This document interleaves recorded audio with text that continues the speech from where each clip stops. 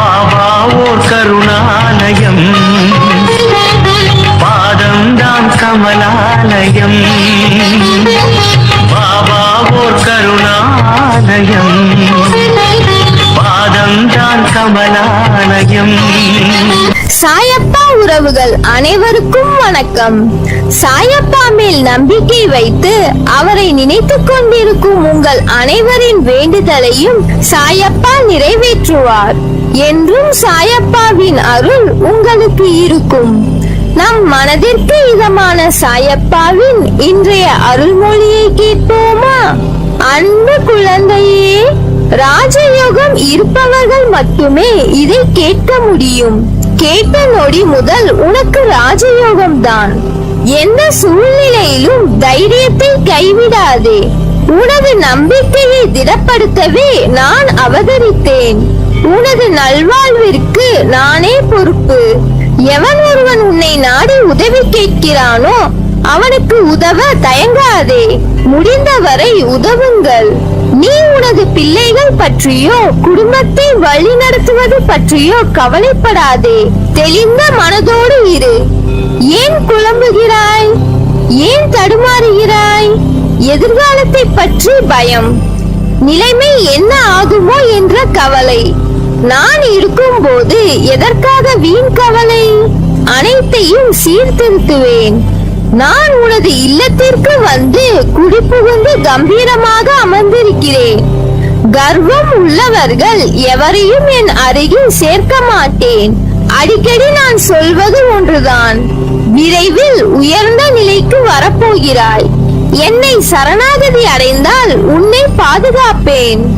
ஏற்கனவே என்ன நடந்ததோ, என்ன நடக்கப் போகிறதோ அதற்கு ஏற்றவாறு வாழ்க்கை நடத்து. எது பிராப்தம் என்று விதிக்கப்பட்டு இருக்கிறதோ அதை அறிந்து கொண்டு நட. எப்போதும் திருப்தியுடன் இரு. சஞ்சலத்திற்கோ கவலைக்கோ இடம் கொடுக்காதே. சில சமயம் என்னையும் மீறி பிரச்சனைகள் வரும்போது என்னை அறியாமல் மனம் சஞ்சலத்துக்குள்ளாகிறது என்கிறாய். இந்த மானிட பிறவிகள் சுதந்திரமானவர்கள் என நினைத்துக் கொண்டு சுகத்திற்காக இரவு பகலாக உழைக்கிறார்கள். ஆனால் அவர்கள் கஷ்டம் என்ற ஒன்றை மட்டுமே அறுவடை செய்கிறார்கள். இதுதான் விதி. இந்த விதியானது நல்லதாக திரும்பி நல்ல நேரம் வருவதற்கு முன் ஒரு கஷ்டம் வந்து செல்வது தவிர்க்க முடியாத ஒன்று. எதிரிகளிடம் சிக்கிக் கொண்டு அனைத்தையும் இழப்பது, வம்பு வழக்கு என அலைவது, நீடித்த புகழ் நிலை மாறி அனைவரும் புறக்கணிக்கும் வகையில் அவமானம் உண்டாவது போன்ற நிலைகள் தோன்றுவது இதனால்தான். கடவுள் தன் பக்தனுக்கு இத்தகைய நிலைகள் வரக்கூடாது என்பதற்காக அவனுக்கு நோயாக, கடனாக, சிறிய விபத்தாக, ஏமாற்றமாக மாற்றி அமைக்கிறான்.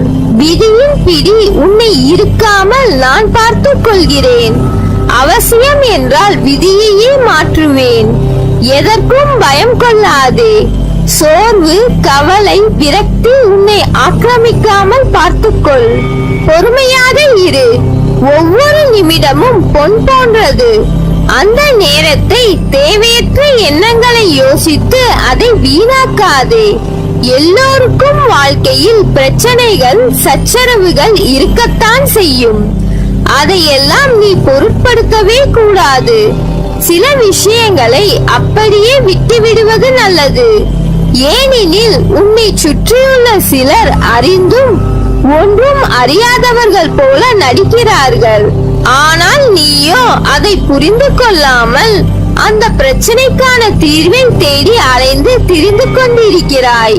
அனுதினமும் உன்னை ஏதாவது ஒரு ரூபத்தில் வழிநடத்த நான் முயற்சி செய்து கொண்டுதான் வருகிறேன்.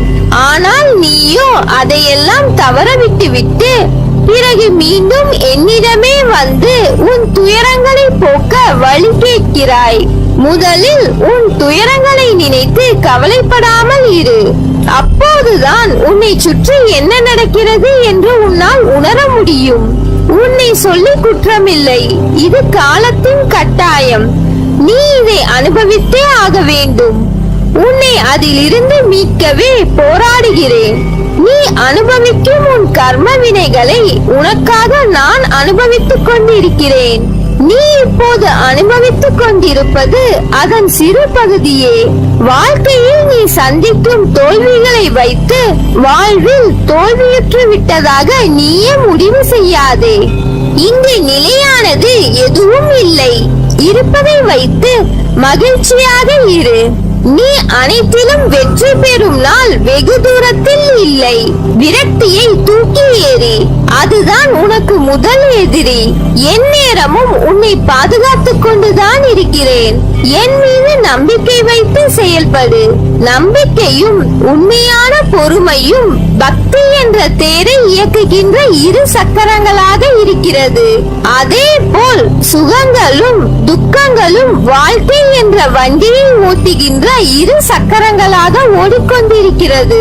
நான் வகுத்து வைத்த சில நியதிகளுக்கு தகுந்த மாதிரி மனிதன் துக்கத்தை மட்டுமே அனுபவிப்பதில்லை, கஷ்டங்களை எல்லாம் நான் சுகமாக மாற்றி விடுகிறேன். வாழ்க்கையில் சில நேரங்களில் துக்கத்தில் மூழ்க வேண்டியதாகிறது. நீங்கள் செய்கின்ற கர்ம வினைகள் தான் உங்கள் வாழ்க்கையில் சந்திக்கின்ற எல்லா விதமான சுகங்களுக்கும் துக்கங்களுக்கும் காரணமாக அமைகிறது. கர்ம வினை எதுவோ அது இங்கு பலனாக மாறுகிறது. பிரச்சனைகள் மனதை அழுத்தும் நேரத்தில் தடுமாற்றமே இல்லாமல் என் நாமத்தை சொல்லி ஆராதிப்பவர்களே என் பக்தர்கள். அவர்களுக்கு என் ஆசீர்வாதத்தையும் கருணையையும் பொழிந்து அவர்களை காப்பாற்றி விடுகிறேன். நீ எடுக்கும் முடிவுகளை நிதானத்தோடும் நம்பிக்கையோடும் பிறருக்கு தீங்கு இழைக்காத வண்ணம் எடுக்க வேண்டும். தேவைகள் எப்பொழுதும் மாறிக்கொண்டே இருக்கும். முதலில் அந்த எண்ணத்தை சமநிலைப்படுத்து. அப்போதுதான் உன்னால் எதிர்பார்க்காமல் வரும் தாமதங்களையும் தடைகளையும் எதிர்கொள்ள இயலும். கஷ்ட நஷ்டங்கள் வாழ்வில் ஒரு பகுதிதான் என்பதை தீர்க்கமாக புரிந்து கொள். அதுவே வாழ்க்கை கிடையாது. நீ விரும்பும் லட்சியத்தில் வெற்றி கிடைக்கும் வரை ஓயக்கூடாது என்ற உறுதி நெஞ்சில் நிலைத்திருக்க வேண்டும். அப்போதுதான் உன்னால் சுடர்விட்டு பிரகாசிக்க முடியும். யார் உன்னை என்ன வசைப்பாடினாலும் அது உன்னை தீண்டாது, தீண்டவும் விடமாட்டேன். அதற்கான பலனை அவர்கள் சந்திப்பார்கள். தற்போதைய நிலை கண்டு கலங்காதே, நம்பிக்கை இழக்காதே.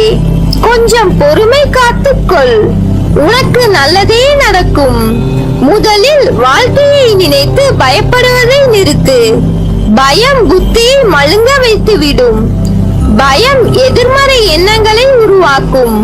எனவே எதற்காகவும் பயப்படாதே. நம்பிக்கையோடும் பொறுமையோடும் நீ உன் கடமைகளை செய். நிச்சயமாக உன்னுடைய இந்த நிலை மாறி வாழ்வில் வெற்றி பெறுவாய். உன் வேண்டுதல்கள் பலிக்கும். எல்லா சூழ்நிலைகளிலும் துணை நிற்பேன். என் வார்த்தைகள் மீது நம்பிக்கை வைத்து செயல்படு. மீதியை நான் பார்த்துக் கொள்கிறேன். நல்லதே நடக்கும். நீ என் பரிபூர்ண அருளும் ஆசீர்வாதமும் அன்பும் பெற்ற என் செல்ல பிள்ளை.